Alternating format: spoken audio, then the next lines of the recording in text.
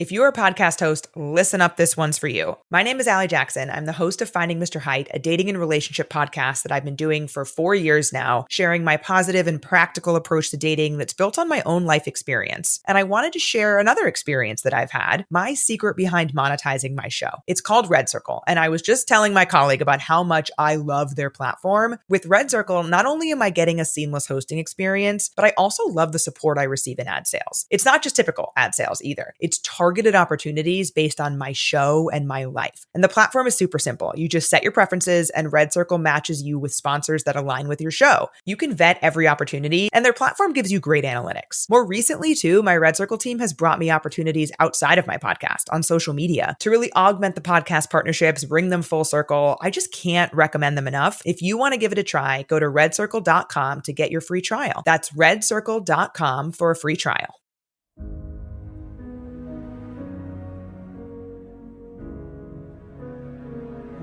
In his play Measure for Measure, Shakespeare wrote in 1603 a line that I think adequately sums up the reason so many of us fall short of what we are capable of becoming. He wrote, "Our doubts are traitors, and make us lose the good we oft might win by fearing to attempt."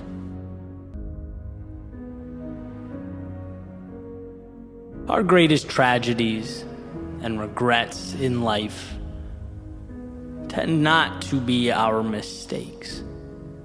They're not when we try and we falter. No, the vast majority of the time they arise when we do not even attempt, because fear has prevented that very first step.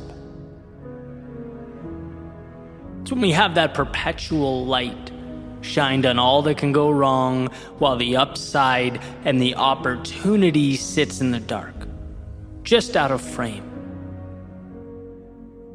And in a world where you get what you focus on, to only focus on the worst possible outcome, it's a death sentence. It's debilitating. The way I see it, there are a million ways to improve something. There are infinite roads and paths and possibilities. None are certain, but what is? Here's the interesting thing though.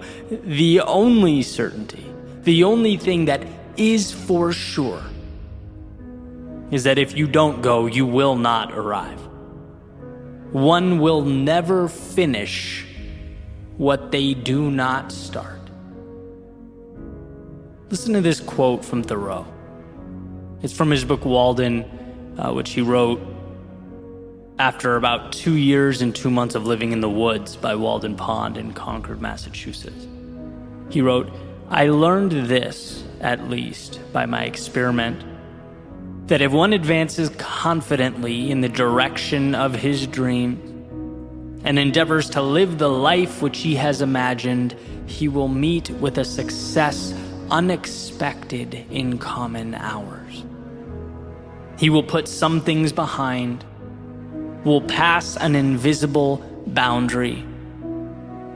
New, universal, and more liberal laws will begin to establish themselves around and within him. Or the old laws be expanded and interpreted in his favor in a more liberal sense." In other words, the world does not dictate, it reacts. It becomes what we decide it will be. And I was thinking about this recently. Have you ever thought about the utility of water? Just water. And how it is obviously essential for life. Specifically, humans can't live longer than about 3 days without it. Yet, we can also very easily drown in too much of it. The same thing that's required for life can easily take life away. It all depends on how it's being utilized.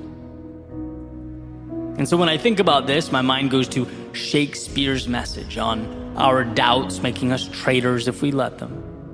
Or Thoreau's passage about moving with conviction towards the things that matter, towards our dreams. And what I see is an intentional restructuring of the world around us. The idea that life can work for us or work against us. It can be our headwind or our tailwind, the reason we stay or the reason we leave, and who decides that? You. You decide that. I often think back to my first creative project once I took the entrepreneurial route years and years back. I referred to the project as quiet desperation, in reference to actually another Thoreau quote, "Most men lead lives of quiet desperation," because I realized around that time how easily that could become reality, and decided to do something about it. For me, it was a huge step out of the routine and the cycle. I finally asked myself who I was living for. Where did I lose myself? Or had I simply never bothered to find myself? And I don't know the answer to that, but I know at the time, if you asked me, Eddie, what are you truly excited about? Probably be a lot easier for me to tell you about the things I didn't like, I was afraid of, that I was unhappy with. That's what I saw, that's what I focused on, and that's the point. Until then, I was immersed in Thoreau's dreaded common hour thinking, and so used to it that I thought nothing of it. There was no next step or other side. And then I arrived at that moment I hope we all get to at some point. Realizing there's very little to lose and everything to gain. And it drives me crazy how hard we have to fight for this understanding. How much easier life would be if it was intuitive, but it's not. It's a journey, a muscle that must be built, and so we must build. We have to prove to ourselves that what's big and intimidating can be broken down. That what we visualize can materialize. That will always be true. But we need to make ourselves believe it. Identity is scripted, confidence is earned, not once but every day, and we must understand the pain associated with staying far exceeds the pain associated with moving towards our dreams. The former is destructive and the latter is what we need. They are not the same. So being as we choose what we see, how about a commitment? Not a commitment to be perfect, not a commitment to have all the answers or avoid mistakes. No, how about a commitment to allow ourselves the courage to be imperfect? A commitment to go when we don't have the answers. A commitment to see mistakes as a necessity instead of a catastrophe. In this world of subjectivity, make sure that movie playing in your head illuminates the opportunity, not the loss. So that when you fall, the inclination isn't to run from the bad, but to look for the good. Because I promise you, you will get what you look for. That perspective will alter your actions, which will alter how you see yourself, which will alter the trajectory of your life.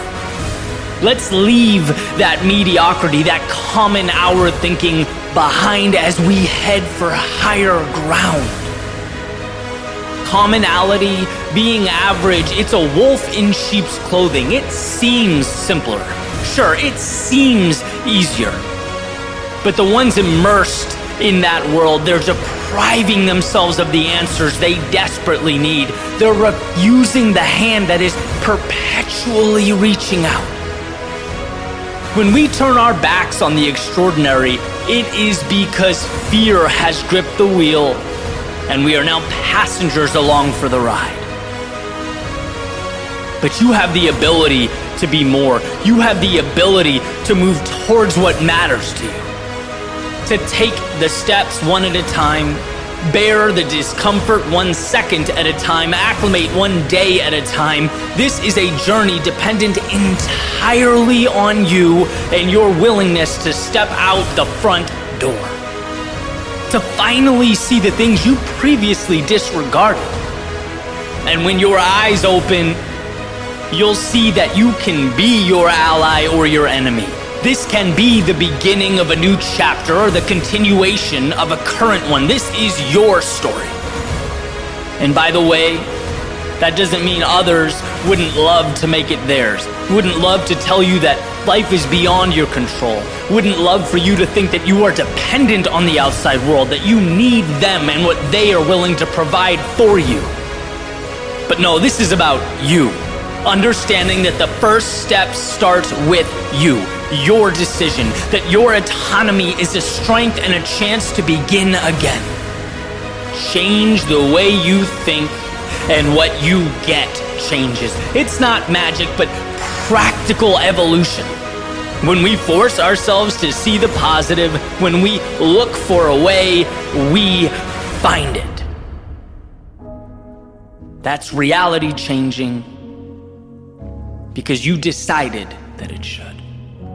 And that's what the power of perception is.